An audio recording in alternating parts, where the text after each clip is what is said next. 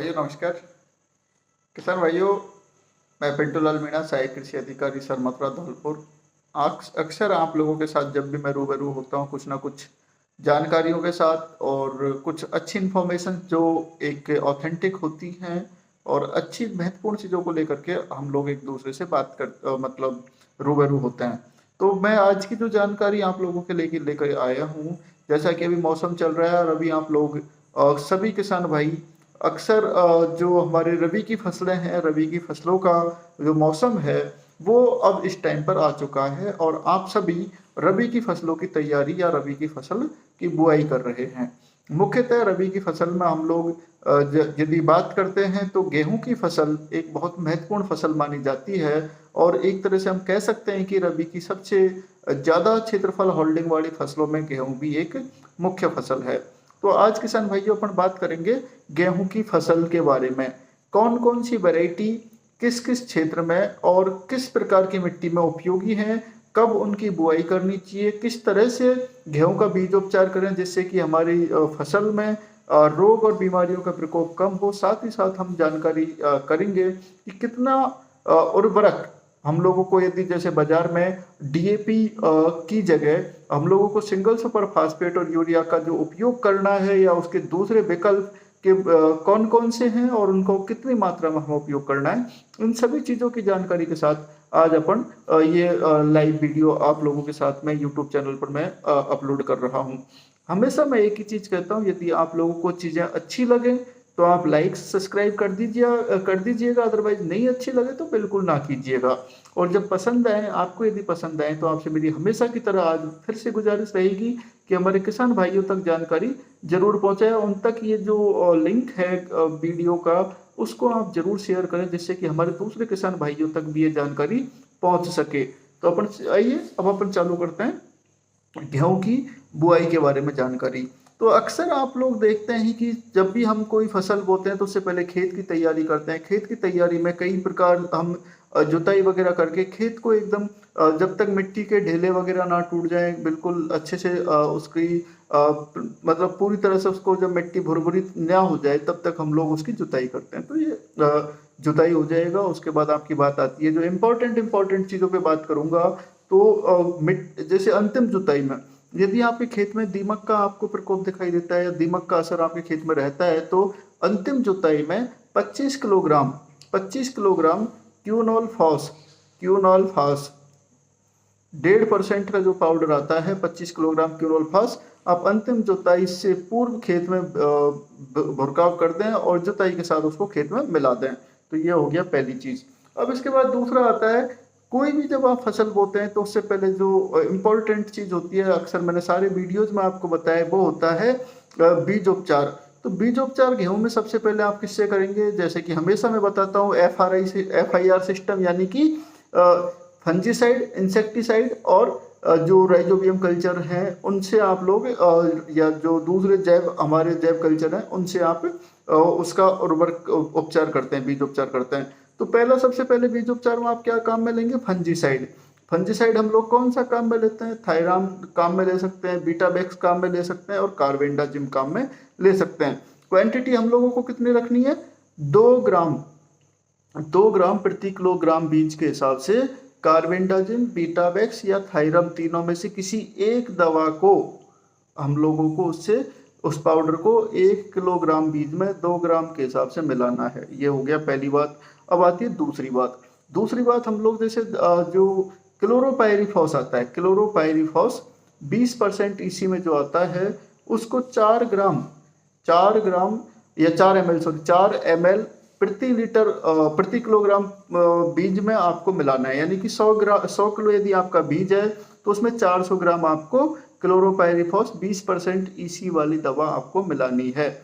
उसके बाद अपनी तीसरी बात आती है एजोक्टोबैक्टर्स में, तो उसमें अपन को पीएसवी आप लोगों को पीएसवी में जैसे फास्फोरस सोल्यूबलाइजिंग बैक्टीरिया है, एजोक्टोबैक्टर है, ये आपको 3 पैकेट आप अपने गेहूं के बीज में 1 हेक्टेयर के हिसाब से मिला लें। इससे क्या होगा, इससे जो आपकी फसल है उसमें नाइट्रोजन और फास्फोरस को जो प्रकृति में या आपकी मिट्टी में जो बचा हुआ अवशेष पड़ा हुआ है उसको ये बैक्टीरिया सोलुबलाइजिंग फॉर्म में लेकर के और पौधों की जड़ों तक पहुंचाने का काम करते हैं। बहुत उपयोगी चीज़ है, अच्छी चीज़ है, आपको ये यूज लेनी चाहिए।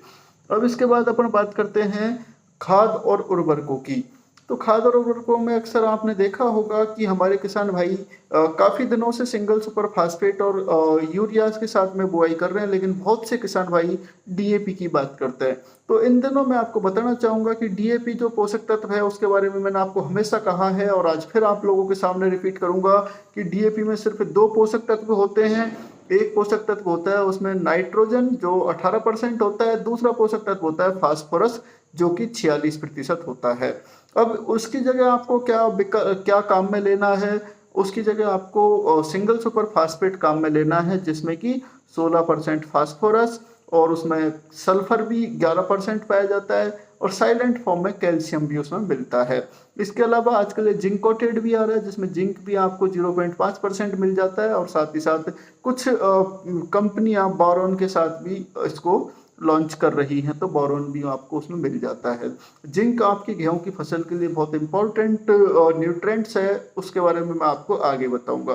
तो आपको क्या काम में लेना है, या तो नाइट्रोजन के लिए यूरिया आपको काम में लेना है, सिंगल सुपर फास्फेट के लिए आपको सल्फर फास्फोरस के लिए आपको सिंगल सुपर फास्फेट काम में लेना है। सल्फर सिंगल सुपर फास्फेट में 11% मिलती है, उससे आपकी सल्फर की पूर्ति फसल की हो जाएगी। साथ ही साथ यदि आपके खेतों में आयरन की कमी है या आपके पौधों पे दिखाई देती है तो आप आयरन का स्प्रे भी खेत में करवा सकते हैं फसल के ऊपर। उसके बाद आपकी जिंक की यदि फसल में समस्या है तो, या आपकी मिट्टी में, जैसे हमारे राजस्थान की ज़्यादातर मिट्टियों में जिंक की कमी पाई गई है, जैसे कि मृदा स्वास्थ्य कार्ड के रिपोर्ट्स हैं उसके आधार पर अपन बात कर सकते हैं। साथ ही साथ मैं किसान भाइयों से आग्रह करूंगा कि जो सिफारिश आपके मृदा स्वास्थ्य कार्ड के अंदर दी गई है, यदि आपने मिट्टी की जांच नहीं करवाई है तो कृपया करके हाथ जोड़ के आपसे मैं निवेदन करता हूं कि एक बार मिट्टी की जांच करवा लीजिएगा और उसमें जो रिकमेंडेशंस हैं उसी मात्रा में आप अपने खेत में खाद और उर्वरकों का प्रयोग करिएगा। उसमें बताया जाता है कि इसमें इतनी मात्रा में आपको डीएपी मतलब नाइट्रोजन डालना है, इतना फास्फोरस डालना है, इतना पोटाश डालना है, इतना कैल्शियम डालना है, इतना जिंक डालना है, इतना सल्फर डालना है, इतना मैग्नीज चाहिए, इसमें इतना बोरॉन चाहिए। उसके अलावा इसके अंदर जो भी हमारे दूसरे पोषक तत्व हैं उनके बारे में जानकारी दी जाती है। तो आप लोगों से मैं इसीलिए कहता हूँ कि आप एक बार मिट्टी की जांच जरूर करवा लीजिएगा। अब हम बात करते हैं इसमें गेहूं के लिए कितना हमें पोषक तत्वों की आवश्यकता है। तो गेहूं में यदि आप 1 हेक्टेयर की हम बात करते हैं तो 1 हेक्टेयर में लगभग 30 से 40 किलोग्राम हमें फास्फोरस की जरूरत पड़ती है। तो 30 से 40 किलोग्राम फास्फोरस, जैसे अलग अलग मिट्टी की अलग अलग जरूरत होती है, इसलिए मैंने आपको कहा कि आप मिट्टी में जो आपकी मृदा स्वास्थ्य कार्ड है उसके आधार पे आप पोषक तत्वों का उपयोग करिएगा। तो 30 से 40 किलो का मतलब हो गया एक जो डीएपी उसका सिंगल सुपर फास्फेट का बैग आता है उसमें 8 किलो फास्फोरस उपलब्ध होता है। तो यदि 30 किलोग्राम आपको जरूरत है तो कितने बैग की जरूरत पड़ेगी, लगभग 4 बैग की। और यदि 40 किलोग्राम आपको जरूरत है मिट्टी के, यदि उसमें दिया हुआ है तो आपको 5 बैग डीएपी के लेने उसके सिंगल सुपर फास्फेट के लेने पड़ेंगे।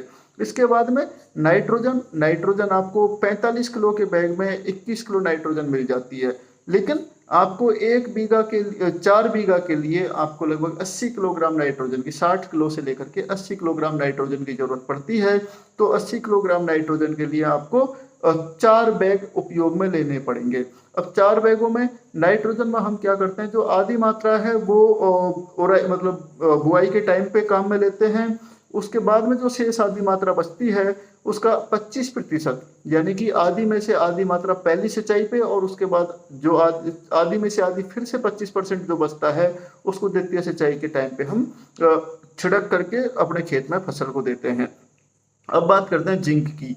जिंक एक बहुत ही महत्वपूर्ण पोषक तत्व है जो आपके पौधे की ग्रोथ को बढ़ाता है, पौधे में फुटान को बढ़ाता है, पौधे में दाने के ऊपर भी इसका असर देखने को मिलता है। और जिंक का आप अपने खेत में जो चिलेटेड जिंक आता है वो आपको 4 बीघा में 10 किलो की समथिंग पर्याप्त माना जाता है, लेकिन जो 21% वाला जो जिंक है उसको आप 25 किलो प्रति हेक्टेयर के हिसाब से आप लोग अपने खेत में पहली सिंचाई के टाइम पे उपयोग कर सकते हैं। बहुत अच्छे परिणाम देखने को मिलेंगे। अब बात आती है महत्वपूर्ण जो बात है, इंपॉर्टेंट जब हम बात करते हैं वो होती है वैरायटी।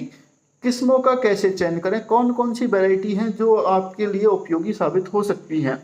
यदि आपकी मिट्टी हल्की दोमट है, यदि आपकी मिट्टी कैसी है, हल्की दोमट, तो बहुत लोकप्रिय और बहुत पुरानी किस्म है 1982 में रिलीज हुई थी लोक वन जो आजकल मार्केट में अवेलेबल तो है, लेकिन किसान भाइयों ने और बहुत सारी नई किस्में आने की वजह से इस किस्म का भी, लेकिन आज तक इसका महत्वपूर्ण योगदान देखा गया है और इसीलिए किसान भाई इसको बहुत पसंद भी करते हैं। इसके अलावा दूसरी है DPW 62150, उसके बाद में HD 2967, WUH 1105 और HD 3086। उसके अलावा दूसरी जो वैरायटीज आप लोगों को देखने को मिलती हैं वो है आपकी राज 3077, PBW 502, अच्छे उत्पादन वाली वैरायटी है राज 4037 और राज 4238, जो हाल ही में लेटेस्ट वैरायटी डेवलप जो संस्कृत में आई है 4238 के रिजल्ट्स काफ़ी अच्छे देखने को मिले हैं। 4037, 3077, 3765 ये एवरग्रीन वैरायटी है जो आप खाने के पर्पज से भी और उत्पादन की दृष्टि से भी अच्छी वैरायटी माना जाता है।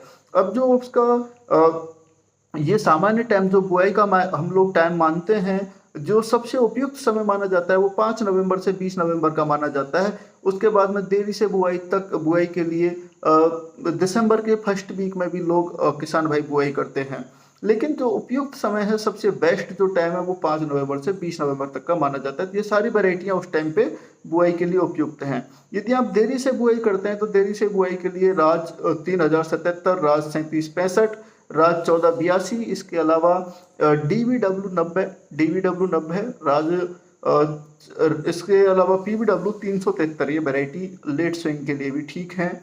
और इनकी जो स्विंग का टाइम है वो 15 नवंबर से लेकर के हम यदि माने तो दिसंबर के फर्स्ट वीक में इसका यूज हम कर सकते हैं। भारी मिट्टी के लिए जो जहाँ भारी मिट्टी है वहाँ राज 3037 और राज 3765 और राज 3077, इसके अलावा PBW 502 अच्छी वैरायटी हैं। जहाँ पानी की कमी है, पानी की कमी वाले क्षेत्रों में WH 1142 और राज 3077 अच्छी वैरायटियां मानी जाती है, जो 2 से 3 पानियों में पकने की क्षमता रखती हैं। तो आप सभी किसान भाइयों को आज एक बहुत शॉर्ट सा वीडियो में डालना चाह रहा था, क्योंकि अक्सर मेरे वीडियोज काफ़ी बड़े हो जाते हैं और उनमें आप भी इरिटेट और बोर सा फील करते हैं, तो मैंने सोचा कि एक छोटा सा डालूं, लेकिन फिर भी 12-13 मिनट का हो गया है। लेकिन इसके अलावा जो कुछ जानकारी आप लोगों को चाहिए या मैं नहीं कंक्लूड कर पाया हूँ, तो आपसे विनम्र आग्रह रहेगा आप कमेंट बॉक्स में ये सारा जो आपको जो भी चीज़ें चाहिए वो आप डाल दीजिएगा। मैं प्रयास करूंगा कि आपके कमेंट्स का रिप्लाई कर पाऊँ, क्योंकि काफ़ी सारी व्यस्तताएं होने की वजह से मैं कमेंट पढ़ भी लेता हूं कई बार, लेकिन रिप्लाई नहीं कर पाता। इसलिए आपसे उनके लिए मैं माफ़ी चाहता हूं। आपसे गुजारिश रहेगी कि आप अपने क्वेश्चंस कमेंट बॉक्स में डाल दीजिएगा। मैं प्रयास करूंगा कि आपके क्वेश्चनों का जवाब दे सकूं। आप सभी को एक बार पुनः बहुत बहुत धन्यवाद। नमस्कार। राम राम साहब।